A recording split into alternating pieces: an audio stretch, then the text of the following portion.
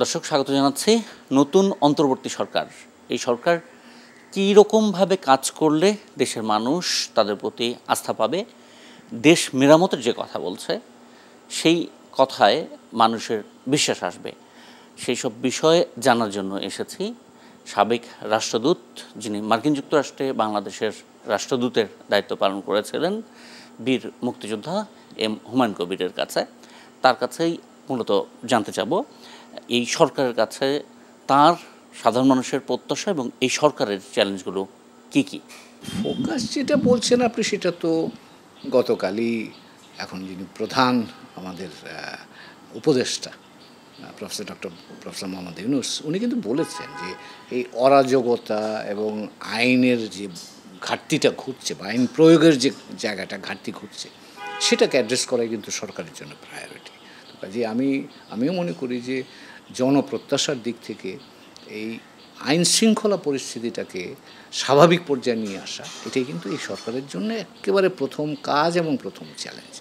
দ্বিতীয় যে জায়গাটা গুরুত্বপূর্ণ, সেটা হচ্ছে যে গত প্রায় 1 মাস সময় ধরে যে ডিসরাপশনটা হয়েছে, এর একটা নেতিবাচক প্রক্রিয়া কিন্তু বাজারের উপর বা অর্থনীতির উপর পড়েছে।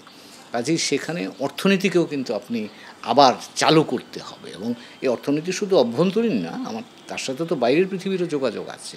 আমাদের আমদানি রফতানি তার সাথে যুক্ত, আমাদের রেমিটেন্স যুক্ত। তো কাজেই সেই জায়গাগুলোতেও আমার ধারণা কাজ করার দরকার, এবং এর সাথে বাংলাদেশের ভাবমূর্তির জায়গাটাও কিন্তু এসে যাচ্ছে। যেমন ধরেন বাইরের পৃথিবীতে, যেমন আমি ইন্ডিয়াতে গত কয়েকদিনে বিভিন্ন টেলিভিশনের সাথে কথা বলেছি, তারা ওখানে এটাকে বলছে অ্যানার্কি, মানে বিভিন্ন নেতিবাচকভাবে তারা এটা পোট্রে করার চেষ্টা করছে।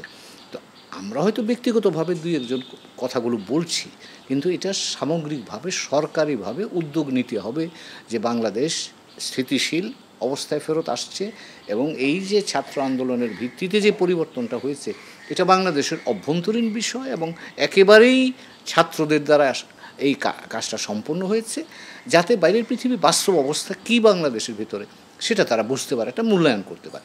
এই বার্তাটা দেওয়া দরকার আমাদের ভাবমূর্তিটাকে জায়গাপথে নিয়ে আসবার জন্য।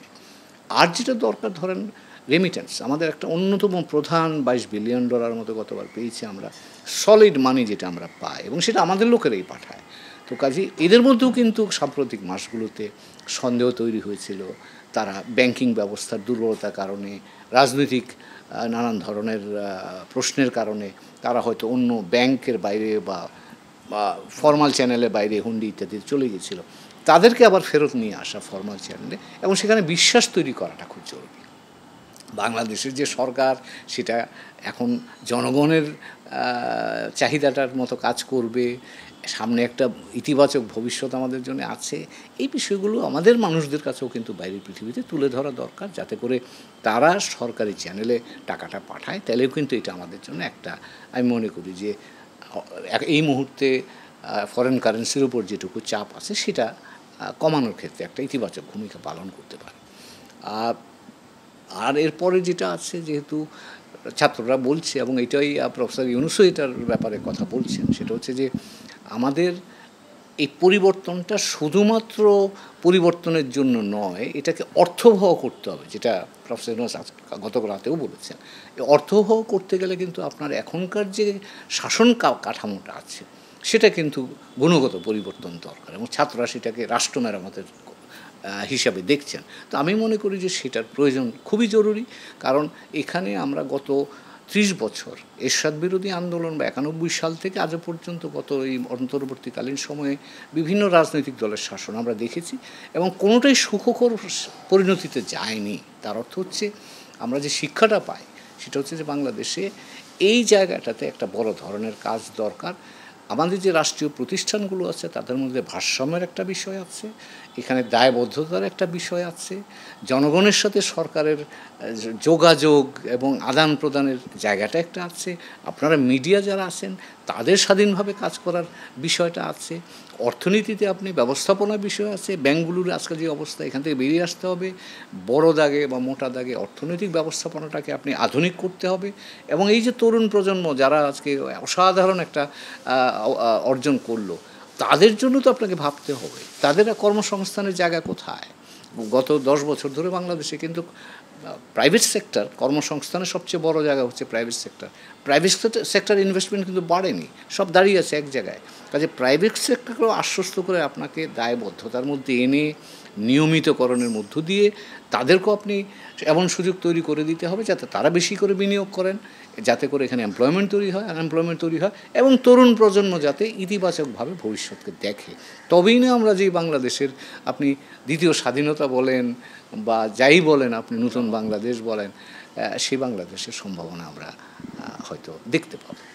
আপনি বিগত কয়েক বছরের যে কথা বললেন তাতে সবচেয়ে বড় চ্যালেঞ্জটা এরকম ছিল কিনা যে এক ব্যক্তি কেন্দ্রিকতা। ডক্টর ইউনূস নিজেও কিন্তু একজন বিশাল ব্যক্তিত্ব, আন্তর্জাতিকভাবে তার গ্রহণযোগ্যতা, তার অবস্থান, তার খ্যাতি, এক ব্যক্তি কেন্দ্রিকতা থেকে বাংলাদেশ বের হতে পারবে কিনা?